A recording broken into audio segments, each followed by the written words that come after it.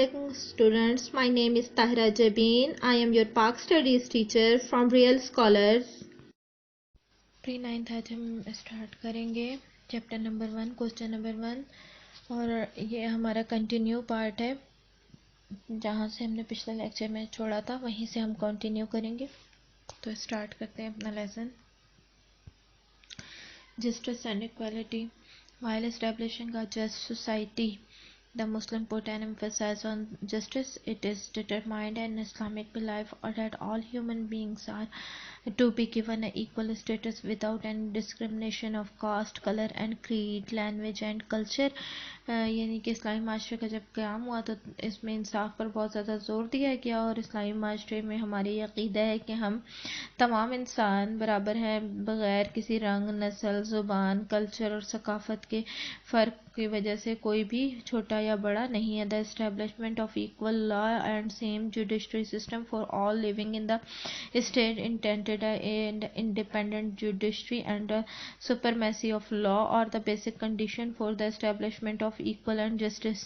یعنی کہ تمام جو معاشرے کے لیے ایک جیسا قانون جو ہے اور ان دا لیونگ انٹینڈڈ اور اس بات پر زور دیتا ہے کہ ایکول قانون جو ہے بنایا جائے، تمام انصاف جو ہے تمام کو فراہم کیا جائے اور انصاف فراہم کرنے کے لیے جو چیز ضروری ہے وہ ہے آزاد عدلیہ اور قانون کی بالادستی. یعنی قانون جتنا مضبوط ہوگا اور عدلیہ جتنی آزاد ہوگی اتنے ہی جو ہے وہ مساوات اور عدل کا نظام قائم ہو سکے گا. Islamic system has laid stress on evolution of justice. یعنی اسلامی معاشرے جو ہے انصاف پر بہت سارا زور دیا ہے. in his sermon on his final pilgrimage کا خطبۃ الحجۃ الوداع حضرت محمد صلی اللہ علیہ وسلم explained this fact in the following words: O people, all of you have one God. All mankind is the offspring of Adam. An Arab has no superiority over a non-Arab, and non-Arab has any superiority over an Arab. Also a white has no superiority over a black, and nor a black has any superiority over white. یعنی کسی عربی کو اجمی پر، کسی اجمی کو عربی پر، کسی گورے کو کالے پر، کسی کالے کو گورے پر کوئی فوقیت حاصل نہیں ہے. اگلا ہے پروموشن آف ڈیموکریسی. یعنی جمہوریت کا فروغ کیسے ہوگا؟ جمہوریت کا فروغ، جمہوریت ہوتی کیا ہے؟ ہر چیز کی آزادی. کانسلیشن اینڈ ڈیلیبریشن.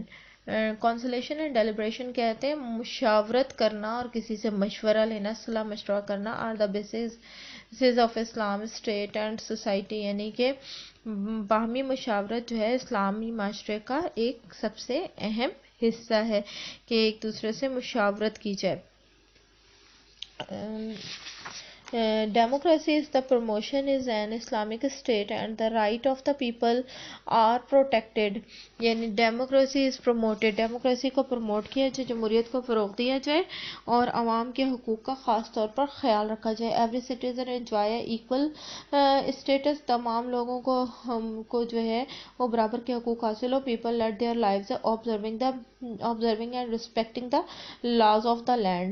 تمام لوگ جو ہیں وہ اسلام کے ملک کے قانون کا احترام کریں اور اپنی زندگیاں آرام سے گزاریں. Laws provide security to the people. اور پھر قانون بھی لوگوں کو تحفظ فراہم کرے. کس طرح تحفظ فراہم کرے؟ All are equal in the eyes of law. تمام لوگ اسلام کی نظر میں برابر ہو. No discrimination is allowed on the basis of caste, colour, creed and language. رنگ، نسل اور ذات پات کی بنیاد پر کسی سے فرق روا نہ رکھا جائے. The system of the government is runs for the welfare of all people. یعنی حکومت کا جو نظام ہے وہ کس طرح چلے؟ تمام لوگوں کی بہبود کے لیے حکومت کا نظام کو چلایا جائے. while addressing the Sibbi on 14 Feb 1948 Quaid Muhammad Ali Jinnah described the purpose of achievement of Pakistan and the following word.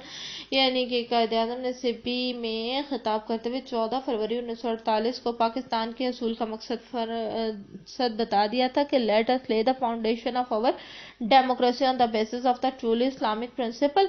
یعنی آؤ ہم جو ہے کیا کریں کہ آؤ ہم the foundation of the democracy, آؤ ہم بنیادیں رکھیں جمہوریت کی، اسلام کے سچے اصولوں کی کے مطابق جمہوری نظام کی بنیاد رکھیں. our almighty has taught us کہ ہمارا اللہ ہمیں سکھاتا ہے کہ that our decision in the affair of the states shall be guided to the discussion and consultation.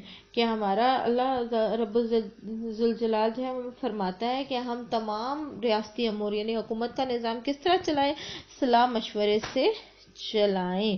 Fraternity and brotherhood, مساوات اور بھائی چارہ. Fraternity and brotherhood as a special significance in Islamic society, یعنی اخوت اور بھائی چارے کو اسلامی معاشرے میں اہم مقام حاصل ہے. while Islamic government was formed in the مدینہ، جب اسلامی ریاست مدینہ میں بنی تھی، the example of the fraternity and brotherhood set there was worth seeing، یعنی کہ مدینہ میں جو مساوات اور بھائی چارے کی بنیاد رکھی گئی تھی وہ دیکھنے کی قابل تھی. Today the Islamic society need the same fraternity and brotherhood. آج بھی اسلامی معاشرے کو ویسے ہی اس مساوات اور بھائی چارے کی ضرورت ہے. Before the advent of Islam, peoples were not aware of the principle. اسلام سے پہلے لوگ جو ہے وہ ان اصولوں کو نہیں جانتے تھے. They were the enemies of each other. وہ ایک دوسرے کے دشمن تھے. But as the Islamic State of Medina was established, the Holy Prophet sallallahu alaihi wasallam advised his followers to treat the orphans, widows and the poor kindly. یعنی جیسے اسلامی ریاست مدینہ کی اسلامی ریاست کی بنیاد رکھے گی تو حضور صلی اللہ علیہ وسلم نے نصیحت کی کہ یتیموں، بیواؤں اور غریبوں کے ساتھ مشفقانہ رویہ اختیار کیا جائے. He gave the people a code of life. انہوں نے لوگوں کو زندگی گزارنے کا ضابطہ سکھایا. They might live peacefully and an atmosphere of brotherhood might flourish in the society. انہوں نے ایسے معاشرے کی بنیاد رکھی جہاں پہ بھائی چارے کا معاشرہ جو ہے پروان چڑھ سکے، بھائی چارے کو فروغ حاصل ہو. He constituted a system of zakat and charity. انہوں نے زکوٰۃ اور خیرات کا ایک نظام قائم کیا. He declared the usury unlawful. انہوں نے سود کو حرام قرار دیا. Because there is no room for exploitation in Islam. کیونکہ اسلام اس میں استحصال کی کوئی گنجائش نہیں. استحصال ہوتا ہے کسی کو نقصان پہنچانے کی کوئی گنجائش نہیں ہے. Fraternity teaches to develop a brotherhood relation with one another so that the neither right to anyone to or oppressed and nor are weak is oppressed and anyone.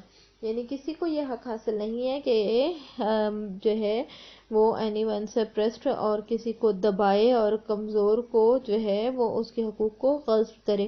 The Holy Prophet صلی اللہ علیہ وسلم said، حضور صلی اللہ علیہ وسلم نے فرمایا، each Muslim is a brotherhood to every other Muslim. تمام لوگ ایک دوسرے کے بھائی ہیں. He should not commit breach of trust. انہیں ایک دوسرے کا اعتماد نہیں توڑنا چاہیے. He taught to refrain from